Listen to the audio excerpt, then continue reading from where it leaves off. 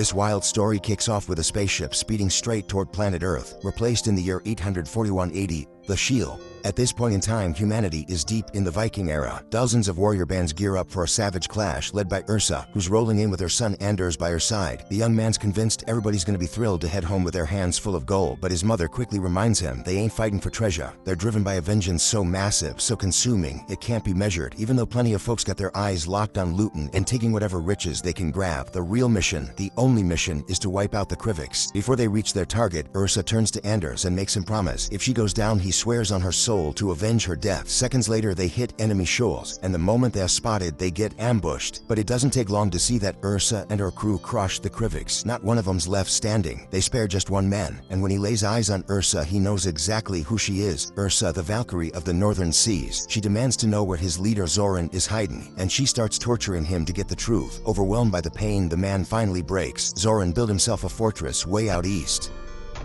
And since the guy is no good to her anymore, the boss tells Anders to send him off to the next life. But the kid, shaken by what's going down, freezes up. So his mother does it herself, no hesitation. Up above, far out of sight, a spaceship silently glides across the sky. Ursa, fully aware of what her son just witnessed, starts thinking it's time he knew what really went down all those years ago with his grandfather Einar. It was a nightmare of a night. The Kriviks raided her village, and Zoran, looking to spare her life, forced her to kill her own father with her bare hands. That moment, that was the start of the darkness taking root inside her heart. But neither she nor her son realizes they're being watched by some kind of creature, one they can't even see. The next day, our heroes reach Zoran's temple. Ursa steps up alone to the main gate, and she just starts tearing through everyone in her way. She wields her shields like deadly weapons, taking down anyone who tries to stop her. Blood spills with every move she makes, and right when it looks like she might get overwhelmed, her crew shows up standing tall, ready to die for her, just to give her a shot to push forward. At long last, she stands face to face with the man she's been hunting all this time, when suddenly footprints begin to appear in the snow, moving straight toward our protagonists.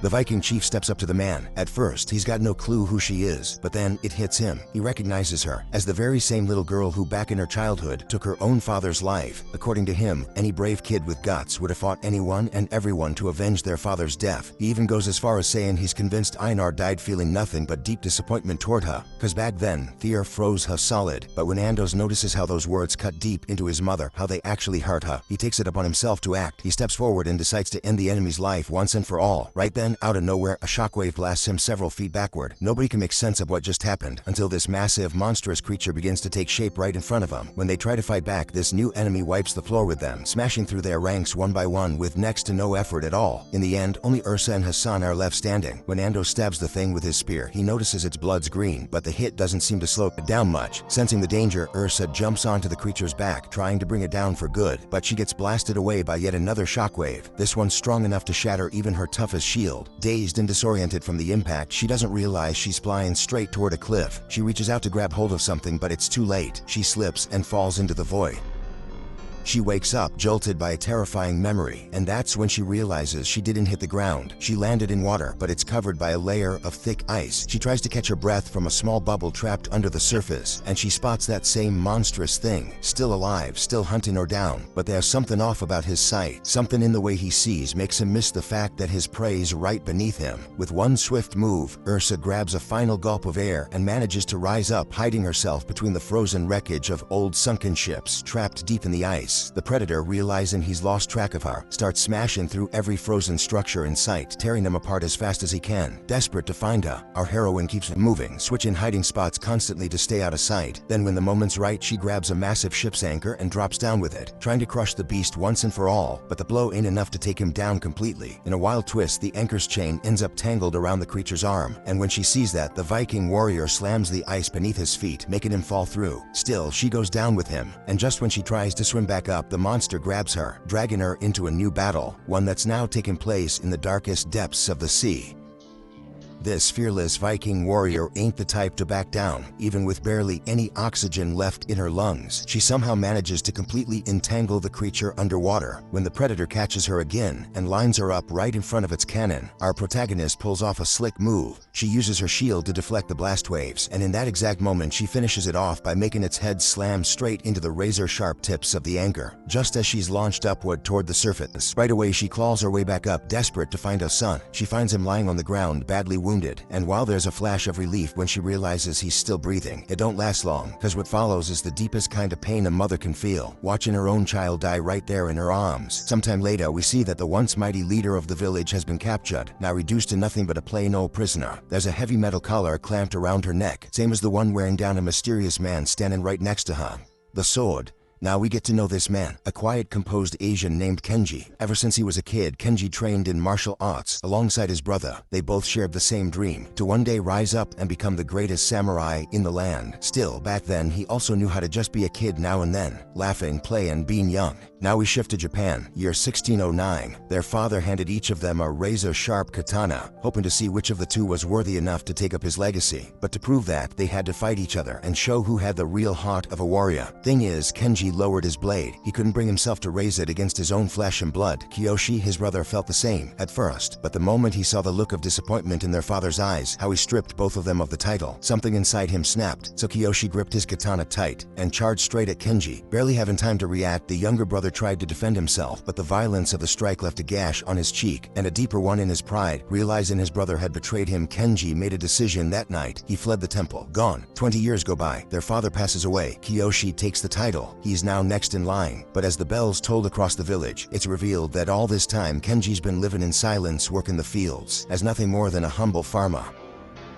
And once he finds out his father's passed away, he makes up his mind to head back home, gears up with his finest blades and the sharpest weapons he's got. Meanwhile, as Kiyoshi says his final goodbye to their father, we see that a brand new predator has just landed on Earth. It watches a group of people moving through the area, picking out its next target. That's when a god, unaware of any danger, walks right up to the edge of a nearby lake. Suddenly, he's ambushed by Kenji, who'd been hiding inside a hollowed-out log, waiting for the perfect moment to strike. As our main guy prepares for the fight that might crown a new heir, the predator locks onto him as its next mark and starts stoking him way closer than he could ever guess. The ninja glides through the shadows, closing in on his brother step by step. He sprints over the rooftops of the temple, but one guard accidentally catches sight of him. The sentry rushes to ring the warning bell and raise the alarm, but Kenji's faster. He cuts him off in time, taking him out before he can alert the others. With deadly precision, Kenji uses every bit of his training to keep the rest of the guards in the dark about his approach. But what he doesn't count on is the extra watchtowers stationed around the place. The second they spot an intruder, they light the signal, and within moments the guards and the new heir prepare themselves for what's about to be one hell of a bloody battle. Suddenly, smoke bombs go off, bogging up the whole temple grounds and killing visibility in an instant.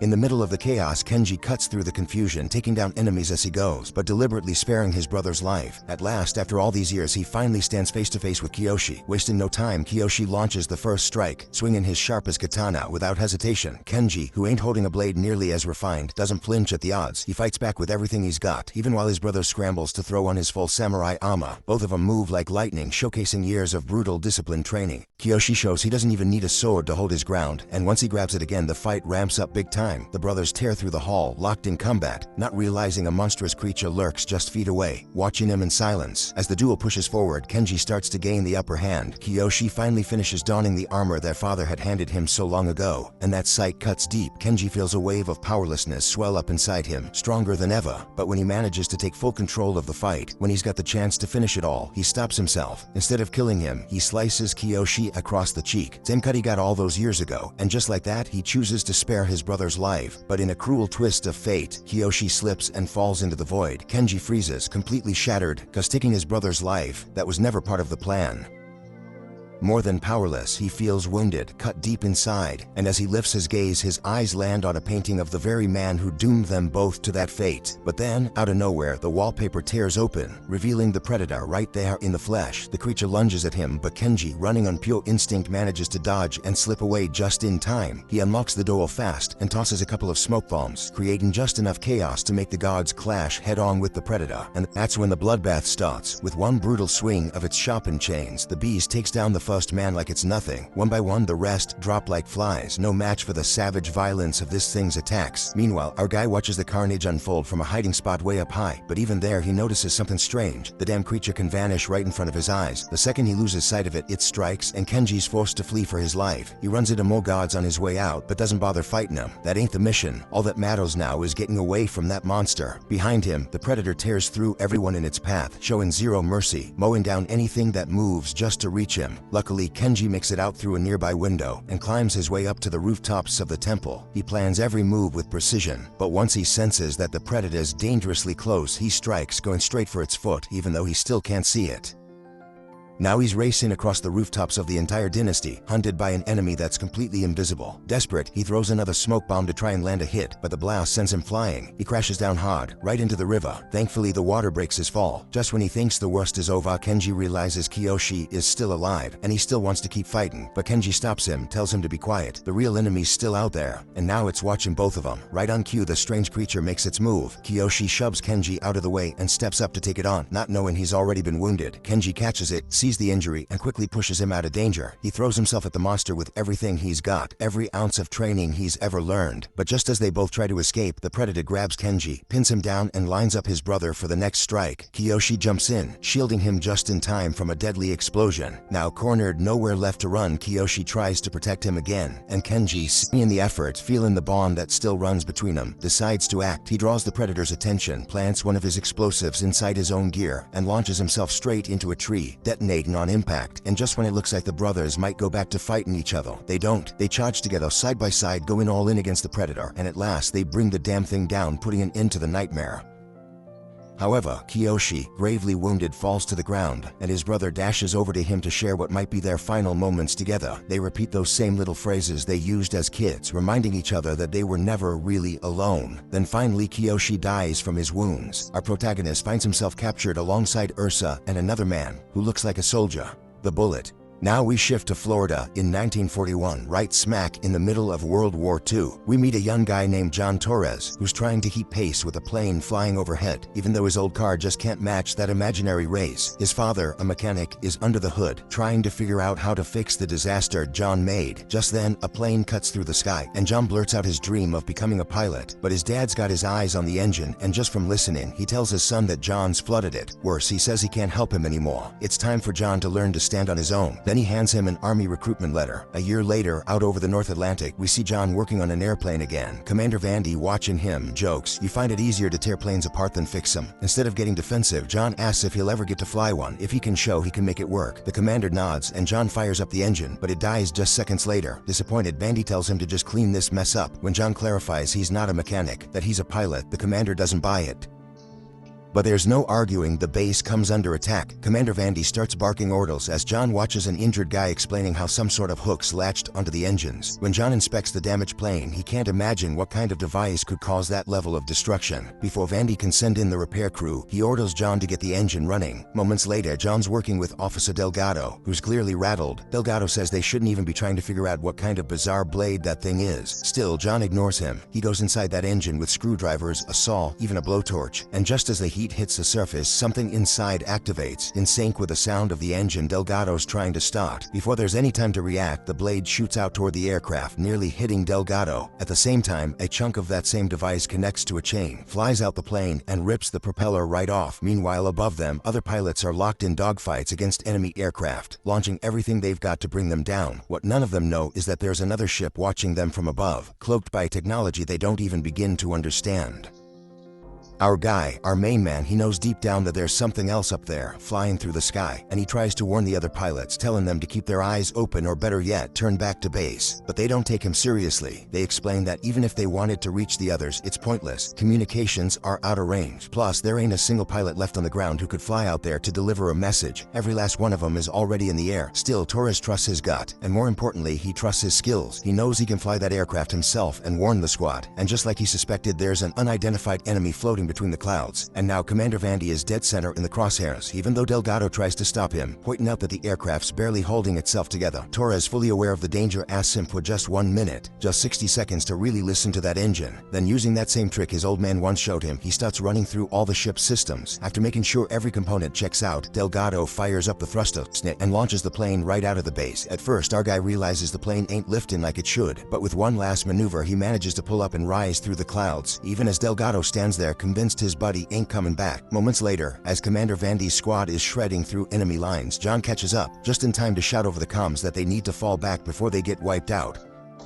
But the commander shuts him down fast, orders him to turn around, reminding him this is a war zone, not some joyride. Another officer joins in, warning him to back off before he gets clipped in the crossfire. That's when it happens. A strange metallic chain tails through the side of one of the fighter planes, ripping straight through the armor, taking out the engine from a distance. No doubt about it now, nobody saw that coming. When John tries to double down and tell him this is way beyond anything they've ever faced, the commander barks back, reminding him that he's got no rank to be given orders. But then, out of nowhere, a couple of the pilots slam right into what looks like thin air. Turns out they've crashed into a spaceship, one that's been sitting invisible in the sky this whole time, thanks to some cloaking tech way beyond what humans can even imagine. That massive enemy vessel piloted by another predator starts circling the formation. It's drawn to the heat coming off the engines, moving with a speed no military plane could ever match. The pilots try not to give away their position. They dodge, dip, do everything they can, but it's pointless. No matter what they do, the predator's weapon locks on, and its precision, man, it's lethal. Commander Vandy, now realizing just how bad this is getting, begs John to arm the weapon system on his aircraft. But when John goes to activate it, the lever snaps off right in his hand, and now they gotta improvise, while the rest of the squad gets picked off in the most brutal ways imaginable by this unrelenting enemy.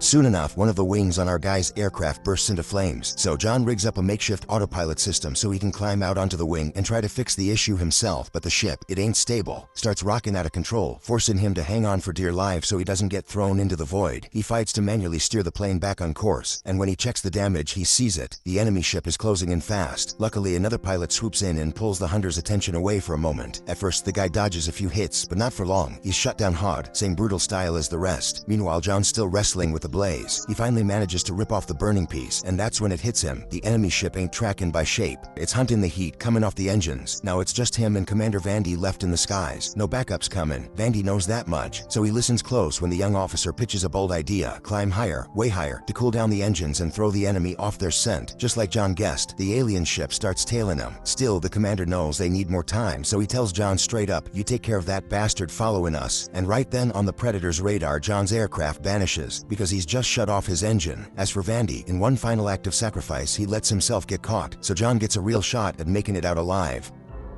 He dies instantly, but his sacrifice makes the plan work. Invisible to the Predator's sensors, John lets his aircraft glide silently toward the base. He lines up his sights on what he figures is a thruster, hoping to throw the alien vessel off balance with a well-placed shot. Once hit, the enemy ship freezes in midair, trying to figure out what just happened. But now John's forced to power up the engine, blowing his cover, and with no other play left, he leads the Predator into the heart of the nearest city, right into the middle of the crossfire. The constant barrage of bullets finally takes its toll. The alien ship stumbles, damaged, spirals down and crashes deep into the ocean. John lets out a breath and celebrates, feels invincible. But what he doesn't know is that his enemy ain't finished just yet. As expected, the hunter returns, banged up but furious, ready to end things once and for all. And our guy, he's got nothing left to fight with. That is, until he catches a glimpse of a photo of his pops. And that's when it hits him. Flood the engine. He forces the aircraft into overload, pushes it to the limit, then jumps out just before the ship gets yanked backwards. The engine slams right into the alien cockpit, taking the bastard out for good. That same night, while he's under the hood working on an old car engine, the whole ground starts shaking for no damn reason.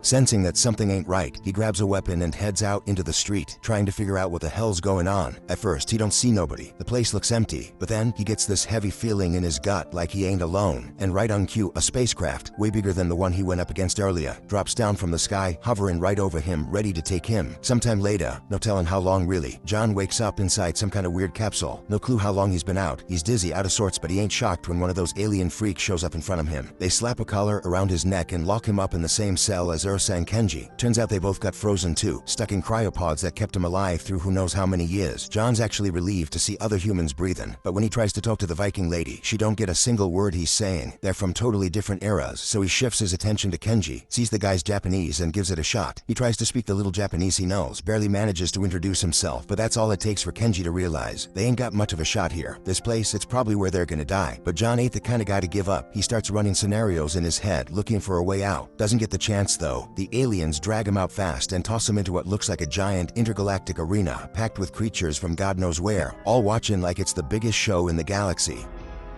Now one look around and John figures it out. They ain't on Earth no more. He tries to explain that to the others, but nobody speaks the same language. Before he can make sense of anything else, a massive ship descends right into the stadium. Out steps the head predator. He speaks in this weird alien tongue, but thanks to the collar they got strapped on, it works like a translator, so they all hear his words loud and clear. The predator lays it out for him. They're gonna fight in a savage, all-out battle to the death, and the last one standing wins the honor of facing him one-on-one. Then two of the aliens grab one of their own and give a nasty little demo of what happens if you don't follow the rules. They snap the same kind of collar around his neck, press a button, and boom, his brains are painted all over the wall. After that, they hand each of the humans a weapon, something that reflects where they came from, something that defines their way of fighting. They're being turned into killers, plain and simple. Kenji gets a razor-sharp katana, and Ursa's handed one hell of a battle axe. But John, they give him this strange, ancient artifact that don't even look like it belongs to his time. Suddenly, Ursa charges right at him. No hesitation. John tries to fire his weapon, but nothing happens. It's a dud. He tries talking her down, pleading with her to stop, but she ain't listening. Just as she's about to deliver the final blow, Kenji steps in, slicing the air with his blade, and saves John's life.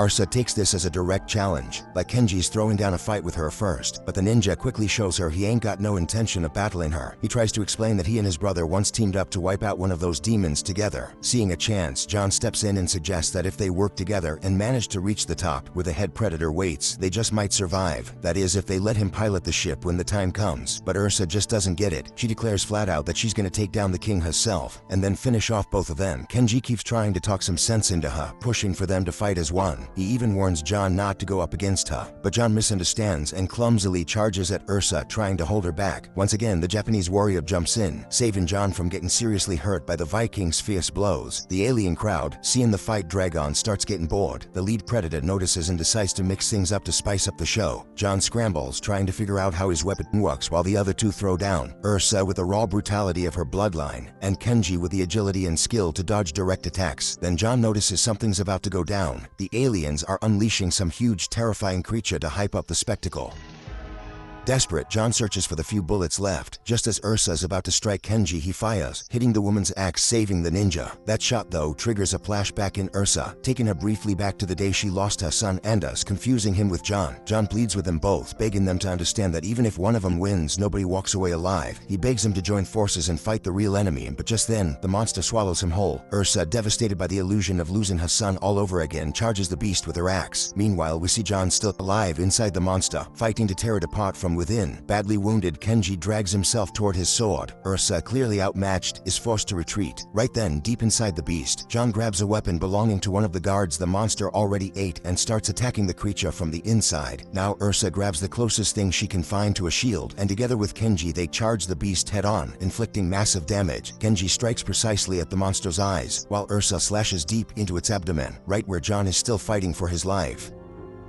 Together they deliver the final blow that brings down that monstrous creature, but as they drag it off the battlefield, nobody realizes the human's still trapped deep inside its guts. Kenji tries to make Ursa see the power they could reach if they worked together, but she, blinded by the loss of that young boy, whom she compares to her own son Anders, begs the Asian warrior to promise the kids she'll be with them soon. So these two warriors from different eras end up locked in a brutal fight, since Ursa leaves Kenji no choice but to battle her. When he finally corners her, Ursa pleads for him to end her life so she can reunite with her son in Valhalla, but remembering the rule that only one can survive, the ninja lowers his sword, refusing to keep fighting that fight. Still, Ursa's determined and attacks him without mercy, but Kenji isn't ready to die. He won't fight under such unfair rules. That's when the Predator King steps in, declaring that both of them are gonna perish. Ursa tries to rile Kenji up to keep going, but when he keeps refusing, the leader activates the collars, condemning them to the afterlife. Just as they brace for their fate, John comes back from a small ship and, with the right controls, manages to disable all the collars.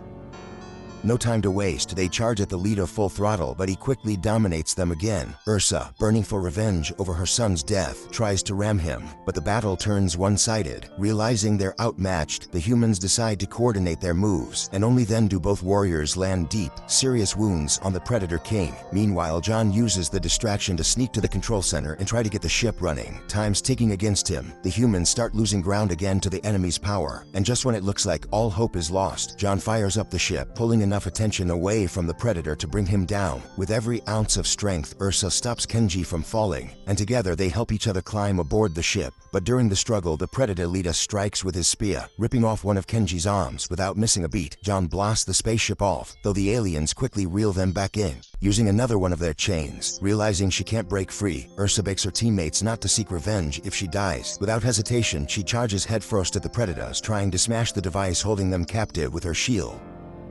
By doing this, she manages to make the other humans flee the area. The Viking woman mocks the Predator King, confident that nothing he's done could ever take her down. Now her children, meaning Anders and John, have managed to get away and find safety. But for the Predator King, the hunt is just getting started. With a simple wave of his hand, he sends out all his ships to capture the humans who dared to humiliate him. Once again, Ursa is locked away in a cryogenic chamber for several more years. In that moment, we find out these aliens keep thousands of creatures from different species imprisoned for their own twisted pleasure, including Naro, who's been asleep since the year 1719.